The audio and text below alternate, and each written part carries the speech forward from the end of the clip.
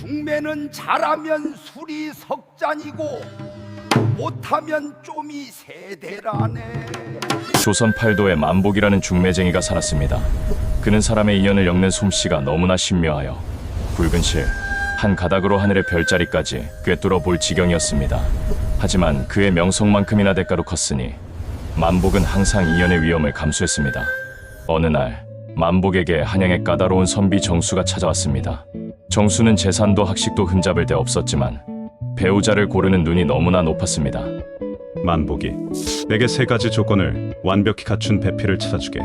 정수가 내건 첫째 조건은 달빛 아래서도 빛나는 지혜, 둘째는 흐르는 물처럼 변치 않는 인내, 그리고 셋째는 고요한 연못처럼 말 없는 침묵이었습니다. 만복은 그 세 번째 조건이 가장 까다로움을 알고 깊은 고민에 빠졌습니다. 수소문 끝에 만복은 마침내 월영이라는 여인을 찾아냈습니다. 월영은 지혜롭고 인내심 깊어 앞에 두 조건에는 완벽히 부합했습니다. 하지만 그녀는 조용하기는커녕 한 번 입을 열면 청산유수처럼 시대를 논하는 강단 있는 여인이었습니다. 두 조건이 완벽하니 나머지 하나쯤이야.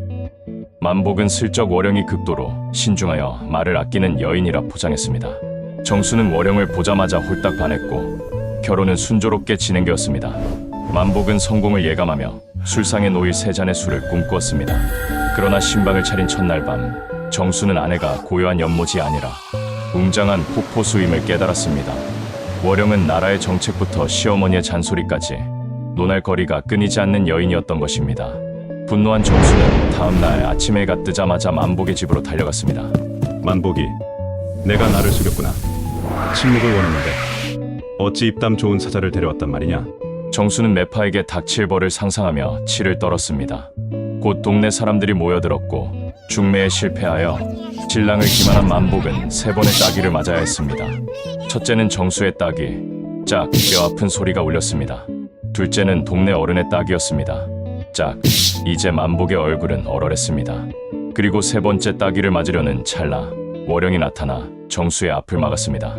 서방님, 중매쟁이가 제 세 번째 조건은 속였으나 저의 지혜와 인내심으로 이 집안은 복을 얻을 것입니다. 그가 세 번째 잔을 받을 자격은 없으나 세 번째 뺨을 맞을 이유도 없습니다. 결국 정수는 월영의 지혜를 인정하며 만복을 용서하고 세 잔의 술을 내렸습니다. 이리하여 사람들은 깨달았습니다. 중매는 잘하면 성공의 술이 석잔이고 못하면 실패의 뺨이 세대이지만 때로는 그 중간에서 진정한 인연을 찾는 지혜가 필요함을